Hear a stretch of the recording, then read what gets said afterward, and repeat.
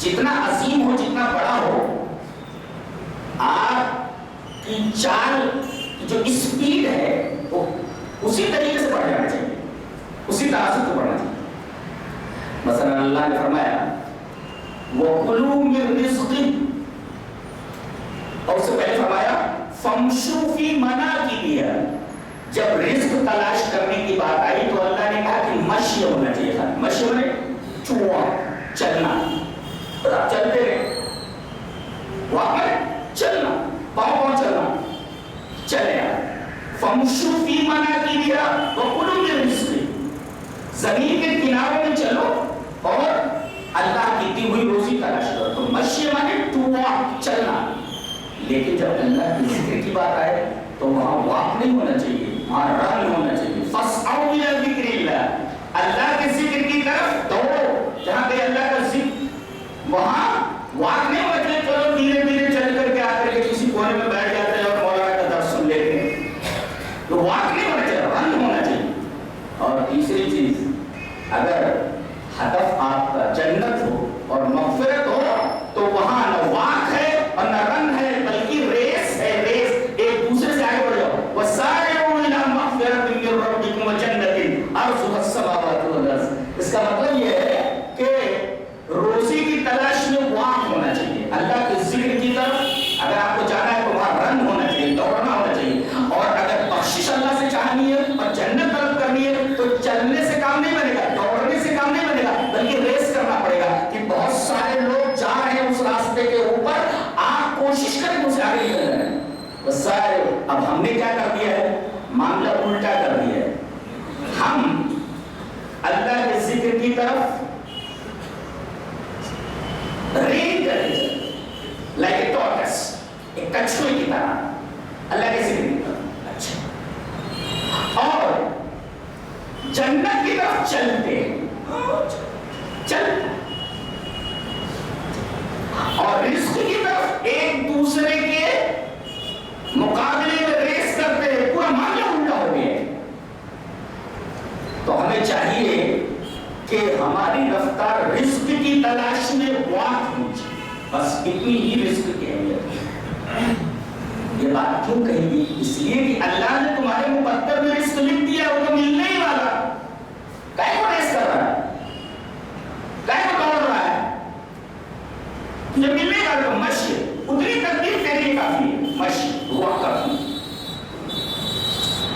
اس حدیث پر بحث کرنے سے پہلے آئیے وہ حدیث بھی دیکھ لیتے ہیں تاکہ ہمارے لیے دعویٰ ثابت ہو جائے، اور اس حدیث کے اندر بڑی پیاری پیاری باتیں کہیں گے وہ بھی معلوم ہو جائے۔ اب اس حدیث پر رکیں گے، حدیث کے ساتھ وان عبداللہ بن مسعود رضی اللہ تعالی عنہ قال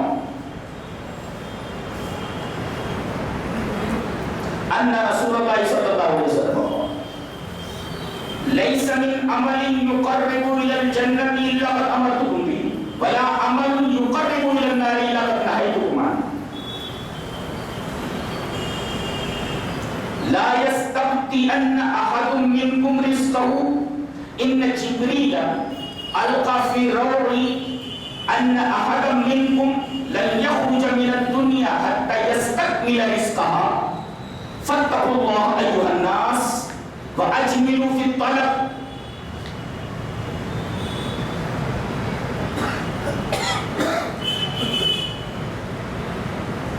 وَلَا يَدْلُقُوا بِمَعْصِيَةِ اللَّهِ فَإِنَّ اللَّهَ لَا يُنَالُ فَضْلُهُ بِمَعْصِيَةِ رواه الحاکم فی مستدرک علی الصحیحین کی کتاب البیوع۔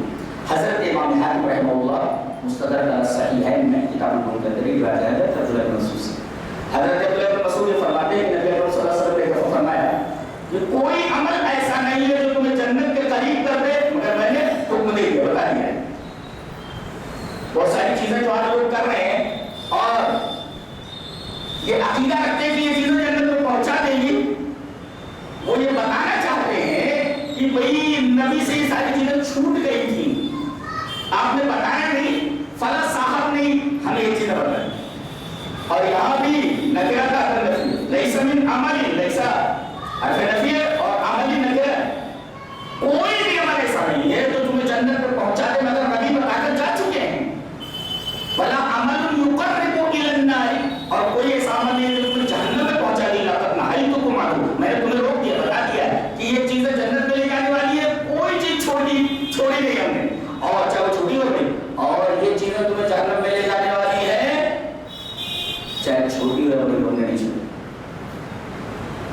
جملہ بڑا پیارا ہے، وہ دیکھو، لا یستبدئن احد منکم رزقہ،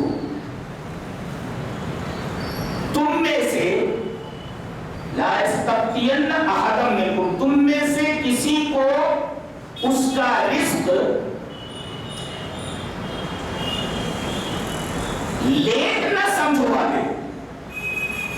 استبداء کا مطلب یہ ہوتا ہے کہ بھئی لیٹ سمجھنا، لیٹ سمجھنا، کوئی آدمی اپنے رزق کو لیٹ مت سمجھے کہ لیٹ میں رزق کا ایک وقت متعین نہیں ہے، آگے ملتا ہے پیچھے ملتا ہے، اپنے وقت کے اوپر ملتا ہے۔ آدمی یہ سمجھتا ہے کہ رزق ملنے میں دیر ہو گئی ہے، قطعاً نہیں، ایسا آدمی کو سوچنا بھی نہیں چاہیے۔ آدمی اپنے رزق کو لیٹ مت سمجھے کہ یہ رزق لیٹ میں ملا ہے، اللہ تعالیٰ نے رزق لکھ دیا ہے، کتنا ملنا ہے، کس وقت پر ملے گا، تو مشی کافی ہے، چلنا کافی ہے۔ اچھا، اور آگے آپ نے فرمایا جبرائیل نے اللہ کے حکم سے میرے دل میں یہ بات ڈال دی ہے کہ کوئی آدمی دنیا سے نہیں جاتا مگر اپنا رزق مکمل کر لیتا ہے۔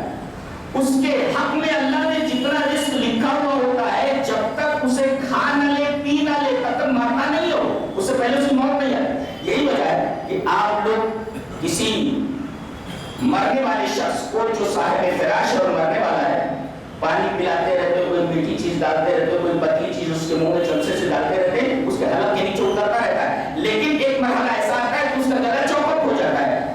یہ اشارہ ہوتا ہے اس بات کی طرف کہ اس نے جتنا کھانا کھا لیا ہے، اب اس کی روزی مکمل ہو گئی ہے۔ ان احد منکم لن یخرج، لن یا لن ہے، دیکھو بالکل نہیں، جب تک کھا نہیں لیتا، اپنے رزق کو مکمل نہیں کر لیتا، تب تک مرتا نہیں ہے۔ تو اب کیا کرنا چاہیے؟ فاتقوا اللہ ایھا الناس، اے لوگوں اللہ سے ڈرو، واجملوا فی الطلب، اور روزی کی تلاش میں اعتدال اختیار کرو، مشی یعنی دوڑنا بھی نہیں ہے اور سبقت بھی نہیں لے جانی ہے، اعتدال ہونا چاہیے۔ فاجملوا فی الطلب، اجملوا اور اعتدلوا فی الطلب، طلب میں اعتدال ہونا چاہیے، اور یہ اللہ کا ڈر ہوگا تبھی آدمی ایسا کرے گا۔ اس کا مطلب یہ ہے کہ جو آدمی حرام روزی کماتا ہے اور کمانے کی کوشش کرتا ہے، وہ ایک تو تقدیر کا منکر ہے، عملاً تقدیر کا انکار کر رہا ہے عملی طور پر، اور دوسرے اس کے دل میں اللہ کا تقویٰ نہیں، اللہ کا خوف نہیں ہے، وہ یہ نہیں دیکھ رہا ہے کہ ایک نگاہ ہے جو برابر دیکھ رہی ہے کہ میں کیا کر رہا ہوں۔ کتنے لوگ ہیں جو سودی کاروبار میں ملوث ہیں، کتنے لوگ ہیں جو رشوت خور ہیں، کتنے لوگ ہیں جو توڑی باز ہیں، نیند سے اٹھے کہ کہاں وہ گندگی مل رہی ہے وہاں پہنچنے کی کوشش کرتے ہیں، وہاں پہنچنے کی کوشش کرتے ہیں۔ ذرا دیکھیے کہ سود جو ایک حرام کمائی ہے، اللہ تبارک و تعالیٰ نے اس کے بارے میں کہا کہ یہ آدمی جو ایسے کرتا ہے، میرا بندہ جیسے کرتا ہے، وہ مجھ سے اور میرے رسول سے جنگ کے لیے اعلان کر دیتا ہے کہ میں اللہ اس کے رسول سے جنگ کرنے کے لیے، تو اس کے دل میں اللہ کا ڈر نہیں، تقویٰ نہیں، مروت نہیں، ہمدردی نہیں، محبت نہیں، اس لیے کہ سامنے والے نے مجبوری میں وہ روپیہ لیا ہے اور اس روپے کے اوپر یہ سود لے رہا ہے بیٹھے بیٹھے۔ توڑی باز بھی بالکل اسی طریقے سے ہوتا ہے، وہ بیٹھے بٹھائے چلتے چلاتے بغیر کسی محنت کے دوسرے آدمی سے روپیہ ایڈ دیتا ہے۔ اگر دیکھا جائے تو سود خور اور توڑی باز دونوں ایک ہی طریقے میں کھڑے ہوئے، دونوں کے دلوں میں اللہ کے بندے کے تعلق سے کوئی ہمدردی، کوئی محبت، کوئی انسیت کچھ بھی نہیں، اس کے دل اللہ کا تقویٰ نہیں۔ فاتقوا اللہ ایھا الناس، اے لوگوں اللہ کا تقویٰ اپنے دل میں پیدا کرو، روزی اللہ نے لکھ دی ہے، تم تلاش تو کرو۔ حضرت عبدالرحمن بن عوف، ارے ان کے موافقاتی بھائی صادق ربیعہ نے تو کہہ دیا تھا کہ میرا آدھا مال تمہیں دینے کے لیے تیار، دو بیوی میں سے تین کو طلاق دے دو، گزر جانے کے بعد سلجھا چلے۔ دینے والا کیسا اور لینے والا بول رہا ہے مجھے تمام چیزوں کی ضرورت نہیں ہے، مجھے بازار کا راستہ بتا دو، بازار کا دکھا دیجیے۔ کہتے ہیں کہ اتنی برکت کی اللہ نے میری تجارت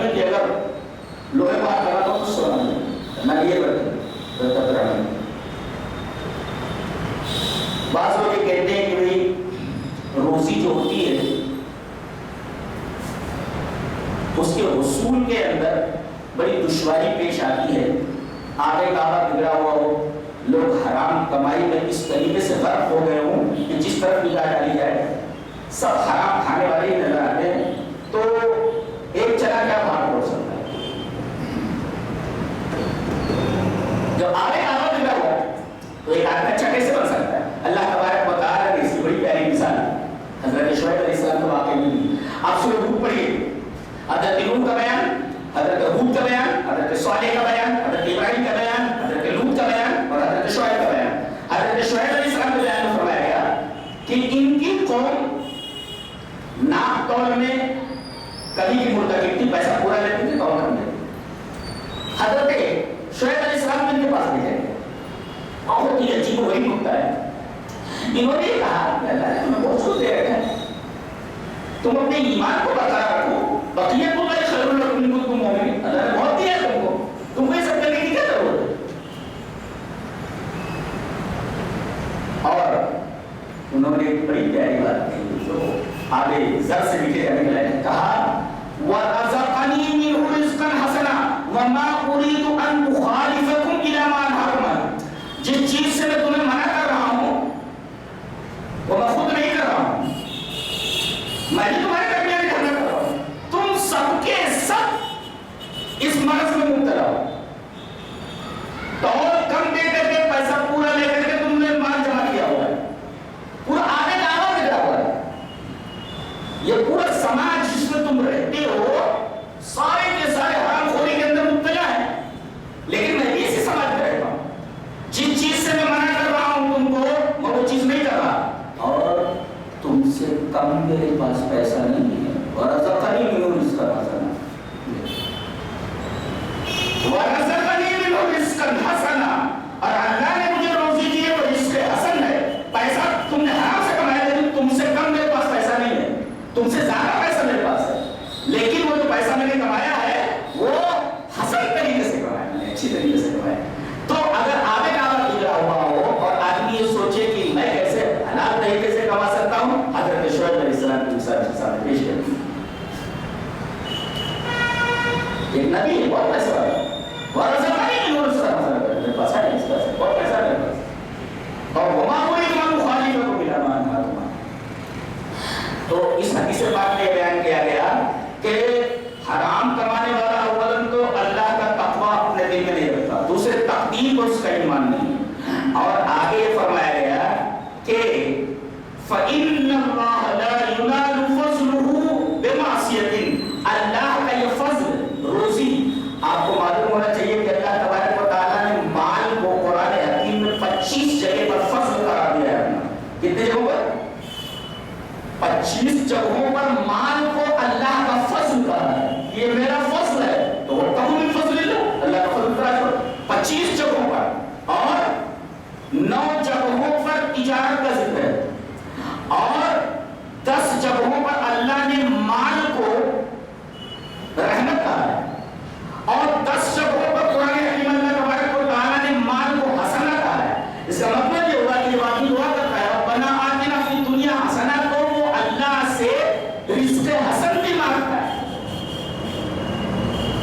اے اللہ اچھی کمائی دے دنیا میں, روزی نہیں مانگتا ہے, دنیا میں بھی حسنت اور آخرت میں بھی حسنت ہے. تو فَإِنَّ اللَّهَ لَا يُنَالُ فَضْلُهُ بِمَعْصِيَةٍ, اللہ کا یہ فضل یعنی روزی اللہ کی معصیت سے نہیں حاصل کی جا سکتی. تو روزی لکھی ہوئی ہے, کب ملے گی وہ بھی لکھا ہوا ہے. تو آدمی کو لیٹ نہیں سمجھنا چاہیے کہ روزی لیٹ سے آ رہی ہے, اور یہ بھی نہیں سمجھنا چاہیے کہ میں اگر حرام طریقہ میں اختیار کروں گا تو مجھے روزی نہیں ملے گی. یہ اللہ کی تقدیر کا انکار ہے, اور ایسا آدمی اللہ کا تقویٰ اپنے دل میں نہیں رکھتا. اب آئیے اس حدیث کے اوپر. حضرت سعد بن ابی وقاص نے کہا کہ اللہ کے رسول میرے لیے دعا فرمائے کہ میں مستجاب الدعوات ہو جاؤں, کہ جو دعا کروں اللہ قبول کر لے. آپ نے فرمایا صرف ایک کام کر, اپنی روزی پاک کر لے. آج آدمی لمبی لمبی دعائیں کرتا ہے, میں کہتا ہوں کہ دعا کاہے کو کر رہا ہے, بنیاد میں لیکیج ہے, پورا پانی گرا ہوا ہے, پوری ٹانکی خالی ہے, پانی مجھے کیسے ملنے والا ہے؟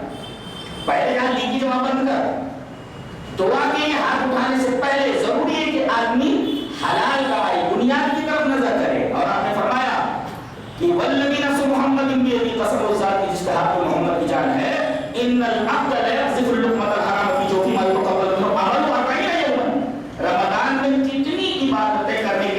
करते हैं, कितनी नेकियां कमाने की कोशिश करते हैं। 30 दिन या 29 दिन का ये महीना होता है, लेकिन यहाँ कहा जा रहा है 40 दिन का अमल कबूल नहीं होता, तो आपका पूरा रमजान वैसे ही चला गया और एक भी अमल आपका कबूल नहीं होता, इसलिए कि आपने हलाल और हराम की तमीज नहीं। आप नमाज में बहुत ही एक्टिव है, सरगर्म है, नशीद है, रोजे में बहुत सरगर्म है, ज़कात देने में सरगर्म है, लेकिन बुनियाद पर आपने कभी गौर किया कि बुनियाद आपकी अच्छी होनी चाहिए। आप ये देखें, हमने जो पैसा कमाया हज करने के लिए गए, हिसाब कैलकुलेट कर रहे थे, मस्जिद हराम में एक नमाज 1 लाख के बराबर है। हाँ, 2 महीना 3 महीना मैं नमाज पढ़ता हूँ, एक नमाज अगर 1 लाख के बराबर कैलकुलेट करता, इतनी नेकियां। अब वो ये नहीं देख रहा अल्लाह का बंदा कि जिस पैसे से वो हज करने के लिए गया है, हज हुआ कि नहीं हुआ, वो कैलकुलेट समय के ऊपर, उसके नतीजे के ऊपर उसकी निगाह है, अमल के ऊपर निगाह नहीं है कि अमल